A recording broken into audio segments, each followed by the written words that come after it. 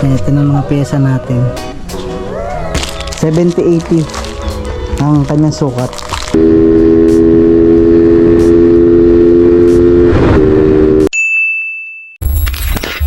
Yun, what's up mga katropa, magandang araw sa inyo. Ito na nga pala yung in-order ko sa Shopee na swing arm na plus 2. Ano siya, CNC na Motaken plus 2. Tapos ito yung ating brake hose at saka king drag na chain guard. Tapos kadena. Yan, ito na siya mga katropa, oh. Ganda. Plus 2 yan mga katropa.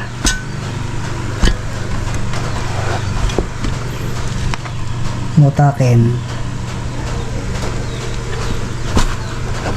Ilang gabi din ako nitong hindi pinatulog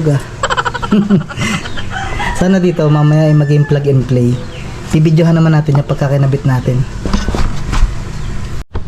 Yan, dito ako magkakabit mga katropa sa labas at mainit dun sa aming garahe. Ang dami natin audience, oh. May taga-Alaminos pa.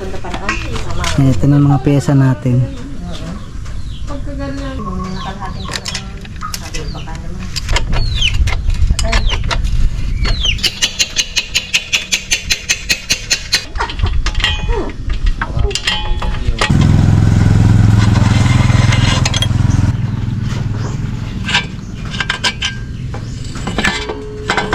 Chara!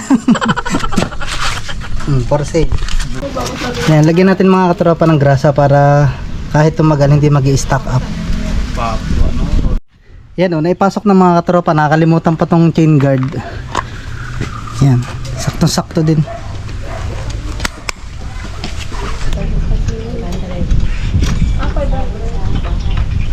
A few moments later. Yun, dito natin itutuloy yung vlog mga katropa. Pakita ko lang sa inyo yung ating bagong swing.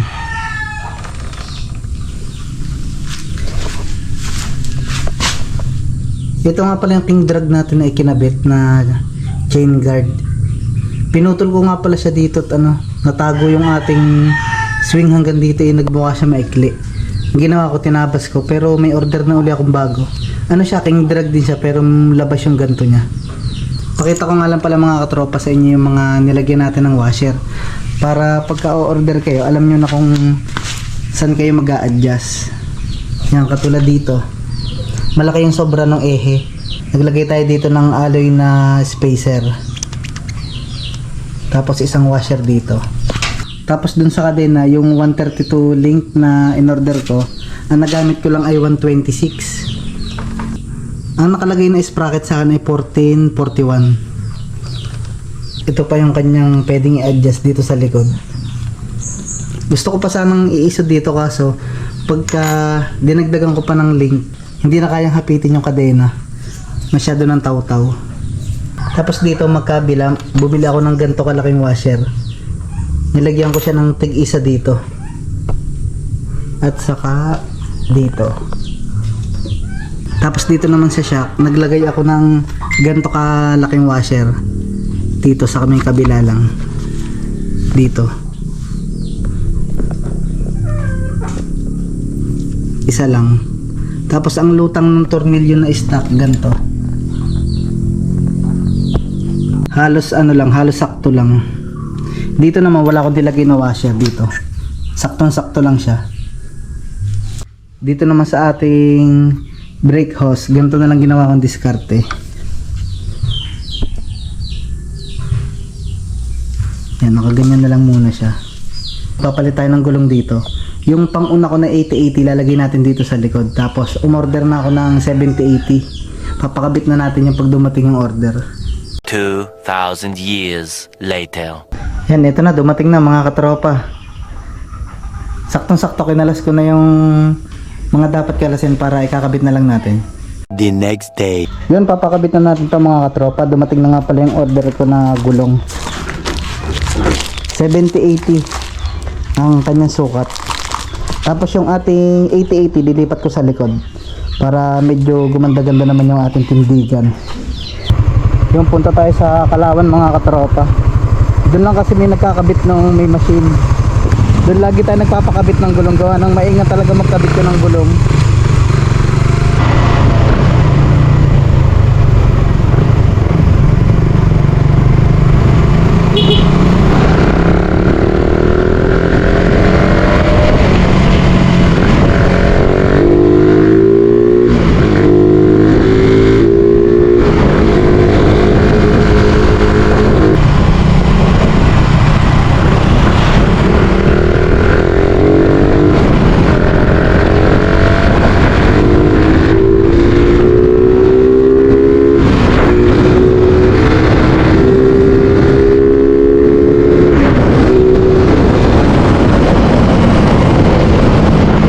nakausap ko na si kuya. Sabi ko ipapalamig ko lang ako ng konti at ano, sobrang init. Yan, yung una muna nga aking ipapakabit para saktong lipat na lang sa likod tong ano, gulong.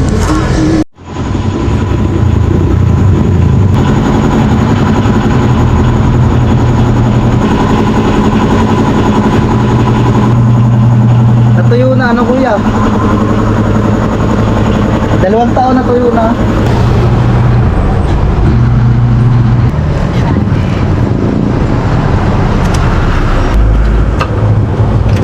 Ibigan ko kayo to.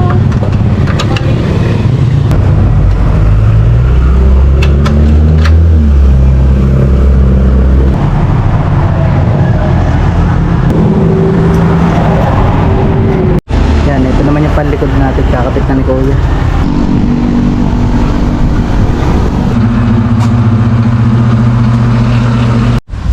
Yun, kakauwi lang natin mga katropa. Inabot ako ng ulan kaya ako hindi na nakapag-video. Yan, ito na yung ating bagong gulong. Ito pala yung nasa unahan. Yung 8080 tapos ito yung 7080. Ano ba yan? Vietnam o Malaysian? Comment nyo nga mga katropa. Nahabol si Pampo. Pupunta kami ng bae, masusubukan natin ito swing arm. Susubukan natin yung swing arm. Manlilibre si Nicole gawa ng birthday ni Princess sa 27. Ngayon na daw kami lumabas.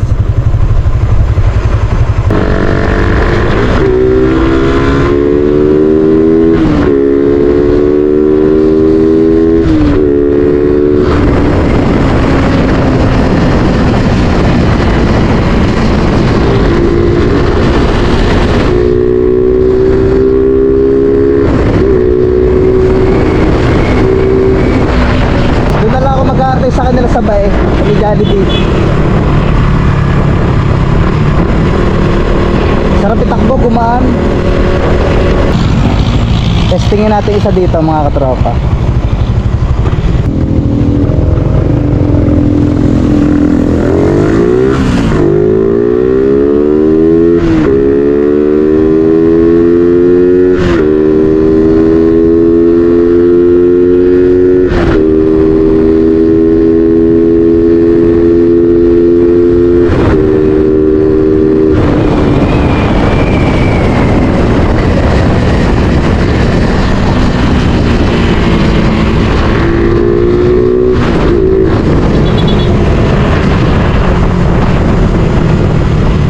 Hangin.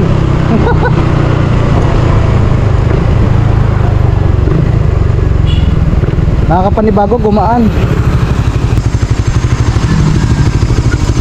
Hindi ko may full throttle eh. Nakakapanibago, magaan. Yan, ito na yung ating swing, oh, madumi. Naabutan ako kahapon ng ulan. Hindi pa natin nalilinis. Gala-gala muna natin. Sakto, manlilibre ng Jollibee si Nicole dito sa bae para matesting na rin.